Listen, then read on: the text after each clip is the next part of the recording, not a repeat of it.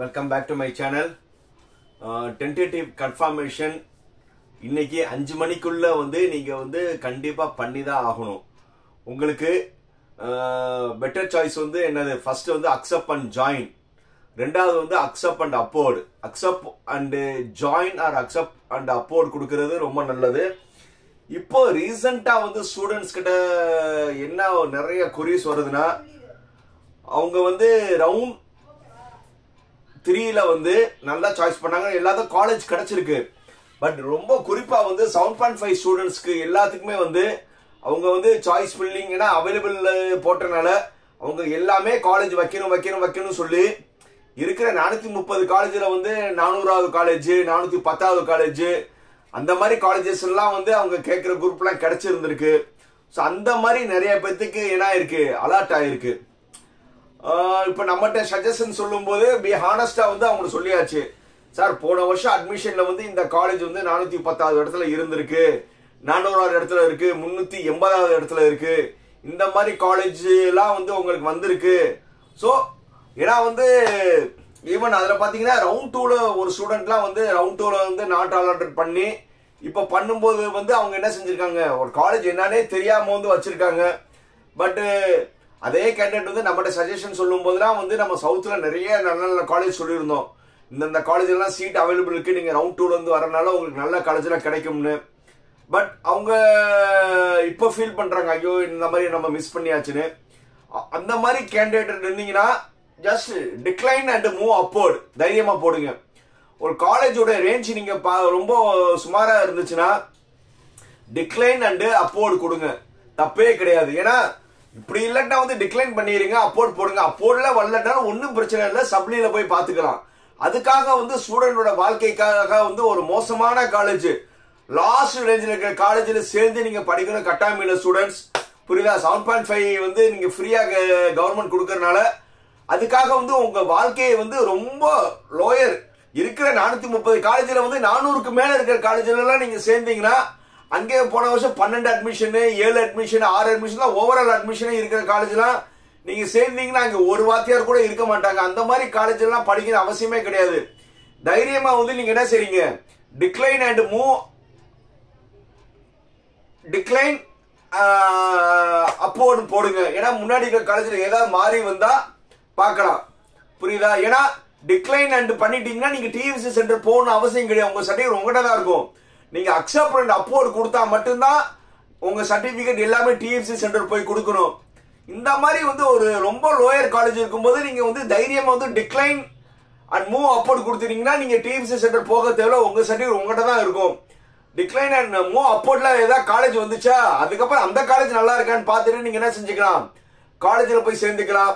So அதனால இத்தனை நாள் accept and upward and accept and join சொன்ன நானே டிக்ளைன் அண்ட் மூவ் அப்போர்ட் தைரியமா கொடுங்க. இந்த மாதிரி காலேஜஸ் எல்லாம் இருந்தீங்கன்னா அதே மாதிரி அதே கேண்டிடேட் நீங்க ஜெனரல்ல ஒரு நல்ல காலேஜ் கிடைச்சிருந்துச்சுன்னா யூ ப்ரிஃபர் ஜெனரல்.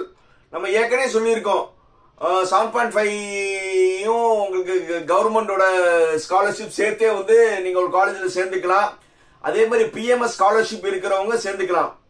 இன்னும் நிறைய ஸ்டூடெண்ட்ஸ் கொஞ்சம் லோ மார்க் எடுத்துட்டு எஸ்சி எஸ்டி எல்லாம் இருந்தீங்கன்னா அவங்களே ஒரு 90 95 100 மார்க் இருக்கிறவங்க ஒரு சாய்ஸ் தப்பா போட்டு ஒரு சுமாரான காலேஜ் இருந்துச்சுன்னா அவங்களும் நீங்க என்ன செய்யலாம், டிக்ளைன் மூவ் அப்போர்ட் தைரியமா போடுங்க. மூவ் அப்போர்ட் நல்ல காலேஜ் வந்தா ஜாயின் பண்ணுங்க. அப்படி அப்பவும் நீங்க நல்ல காலேஜ் வரலையா, நீங்க சாய்ஸ் தப்பு பண்ணிருக்கீங்களா, ஒன்னும் பிரச்சனை இல்லை, சப்ளிமெண்ட்ரியில போய் என்ன செஞ்சுக்கலாம், காலேஜ் எடுத்துக்கலாம். சப்ளிமெண்ட்ல எடுத்து உங்களுக்கு காலேஜ் வரலனாலும் எஸ்சிஏ டு எஸ்சில கூட நீங்க மாறிக்கலாம். ஸோ அதனால நீங்க என்ன செய்யுங்க, தைரியமா டிக்ளைன் அண்ட் மூவ் அப்போர்ட் கொடுங்க. ஏன்னா இப்ப இருக்க காலேஜ் ரொம்ப மோசமான காலேஜ் இருந்துச்சுன்னா நீங்க டிக்ளைன் பண்றது தப்பே கிடையாது. அதே மாதிரி நிறைய காலேஜஸ்ல எல்லாம் பிளேஸ்மெண்ட்ஸ் ஆக்டிவிட்டிஸ் எப்படி இருக்குன்னு நீங்க விசாரிங்க. ஏன்னா இன்னைக்கு 5 மணிக்குள்ள நீங்க என்ன செய்யலாம், டென்டேட்டிவ் கன்ஃபர்மேஷனுக்கான டைம் இருக்கு. இப்படி இருக்கிறவங்க நேர்ல காலேஜ் போயிருங்க, புரியுது? 5 மணி வரை டைம் இருக்குல்ல, நீங்க நேர போட்டு ஒரு 3 மணி நேரம் 4 மணி நேரம் ஊர்கள் இருந்துச்சுன்னா நீங்க நேர்லயே அந்த காலேஜ் நேர்ல போய் பார்த்துட்டு நீங்க 430க்கு கூட வந்து நீங்க என்ன செஞ்சுக்கலாம், நீங்க வந்து உங்க பொசிஷனை பண்ணிக்கலாம். ஸோ அதனால ரொம்ப கேர்ஃபுல்லா வந்து நீங்க வந்து இப்பவும் கூட வந்து அதனாலதான் வந்து இந்த வீடியோ வந்து நான் ரொம்ப ஏர்லியரா 5 மணிக்கே வந்து உங்களுக்கு மார்னிங் நான் போஸ்ட் பண்றேன். புரியுதா? ஸோ 5 மணிக்கு போஸ்ட் பண்ணோம்னா 5 to 7 யாராவது ஒருத்தவங்க பார்த்துட்டு காலேஜ் விசிட் பண்ணலாம். நான் ஒன்னு செய்றேன், போன வருஷம் வந்து அட்மிஷன் ஆன காலேஜோட ரேங்க் லிஸ்ட் அனுப்புறேன். ஓவரால் வந்து போன வருஷம் அட்மிஷன் ஆச்சுல, அந்த ரேங்க் லிஸ்ட் வந்து டிஸ்கிரிப்ஷன்லயும் வைக்கிறேன். நீங்க அந்த காலேஜோட கோட் அடிச்சு அந்த காலேஜ் வந்து எந்த ரேஞ்சில் இருக்குன்னு பாருங்க. ரொம்ப லோயர் ரேஞ்ச் இருந்துச்சா நீங்க வந்து சேரணும் அவசியம் இல்லப்பா. என்னால இப்படிதான் என்னால சஜஷன் பண்ண முடியும். ஸோ அதுக்காக வந்து ஒரு மோசமான காலேஜில் வந்து ஸ்டூடெண்ட்ஸ் சேர்றதை வந்து நான் ஒரு நாளும் அனுமதிக்க மாட்டேன். அதே மாதிரி வந்து இப்போ நான் ஏற்கனவே சொன்ன மாதிரி இப்போ நிறைய ட்ரஸ்ட்ல வந்து அண்டு நிறைய பேர் வந்து ஃபோன் பண்ணி, சார் உங்களுடைய நீங்க டென்டேட்டிவ் கன்ஃபர்மேஷன் பண்ணிட்டீங்களா, அப்படி பண்ணலன்னா டிக்ளைன் பண்ணுங்க சார், நாங்க சொல்ற காலேஜ்ல வந்து நீங்க அடுத்த ரவுண்டுக்கு வாங்க, இல்லன்னா வந்து இப்ப நீங்க சாய்ஸ் லிஸ்ட் என்ன வச்சிருந்தீங்களோ அதை எங்களுக்கு அனுப்புங்க, உங்க டென்டேட்டிவ் கன்ஃபர்மேஷன் இது எங்களுக்கு அனுப்புங்கன்னு சொல்லி நிறைய பேர் வந்து கேட்கறதா வந்து என்ன செய்யறாங்க, நிறைய பேர் ஃபோன் பண்ணாங்க. யாருக்குமே வந்து உங்களுடைய டென்டேட்டிவ் கன்ஃபர்மேஷன் ஸ்கிரீன்ஷாட் அனுப்பாதீங்க. அதே மாதிரி உங்க ஆதார் உங்க சாய்ஸ் லிஸ்ட் எல்லாம் கேட்டாங்கன்னா நீங்க யாருக்கும் அனுப்பாதீங்க. ஏன்னா இப்படி ஒரு டீம் வந்து என்ன செய்யுதுன்னா, நீங்க வந்து டென்டேட்டிவ் கன்ஃபர்மேஷன் அந்த சாய்ஸ் கன்ஃபர்மேஷன் பண்ண ஸ்கிரீன்ஷாட்டும் உங்க சாய்ஸ் லிஸ்டையும் வாங்கிட்டு நிறைய காலேஜஸ்ல வந்து நாங்க சொல்லிதான் இந்த பையன் இந்த காலேஜ் எடுத்திருக்கான், நாங்க சொல்லிதான் இந்த பையன் இந்த காலேஜ் சேர்ந்திருக்கான்னு சொல்லி நிறைய ஒரு டீம் சுத்திக்கிட்டு இருக்கு. அந்த மாதிரி டீம் கிட்ட வந்து நீங்க என்ன மாட்டிக்கிற வேணாம்.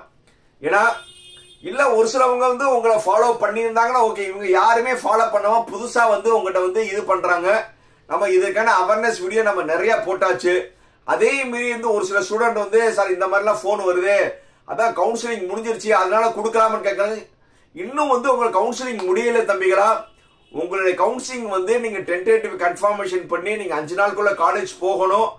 அதுக்கப்புறம் 2 நாளுக்கு அப்புறம் வந்து உங்களுக்கு ஒரு அதுக்குள்ள வந்து இந்த மாதிரி டீம்ஸ் வந்து சார் உங்களுக்கு காலேஜ் கிடைக்கலனாலும் நாங்க வந்து உங்களுக்கு காலேஜ் வாங்கி தந்துடுறோம் சார், உங்களுக்கு அங்கே ஃபீஸ் அதிகமா இருக்கு, அந்த மாதிரி காலேஜ்ல எதுக்கு போய் சேர்றீங்கன்னு சொல்லி உங்களை மனசு மாத்துவாங்க. தயவு செய்து அவங்களுடைய மாய வலையில விழுகாதீங்க.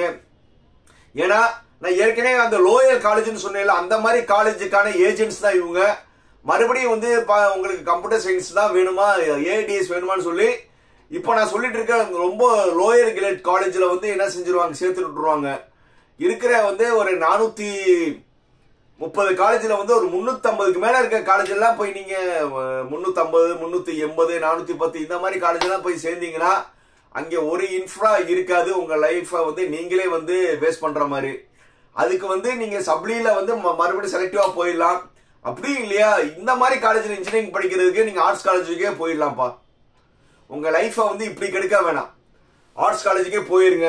அப்படி இல்லையா நீங்க சப்ளிமெண்ட்ரி வெயிட் பண்ணுங்க, உங்களுக்கு சப்ளிமெண்ட்ல ரொம்ப சூஸியா வந்து நீங்க செலக்ட் பண்ணிக்கலாம். ஸோ அதனால வந்து ரொம்ப கேர்ஃபுல்லா வந்து நீங்க டிசிஷன் எடுங்க. டென்டேட்டிவ் கன்ஃபர்மேஷனை ரொம்ப யோசிச்சு பண்ணுங்க. இல்ல அந்த காலேஜ் மேல டவுட் இருந்துச்சுன்னா நேர்லயே அந்த காலேஜை போய் விசிட் பண்ணிருங்க. விசிட் பண்ணிட்டு அங்க டீட்டெயில் எல்லாம் கேட்டுட்டு ஒரு இன்ஃப்ராலாம் பிடிச்சிருந்துச்சு, ஹாஸ்டல் எல்லாமே போய் பார்த்துட்டு பிடிச்சிருந்தா மட்டுமே நீங்க என்ன செய்றீங்க, I accept or I accept and abort. அப்படி இல்லையா simple decline and move abort போட்டுருங்க. அதுலயும் வந்து காலேஜ் வந்துச்சுன்னா சேரலாம், சேராம இருக்கலாம், சப்ளிமெண்டரி இருக்கு, தைரியமா இருங்க. பாய் பாய்.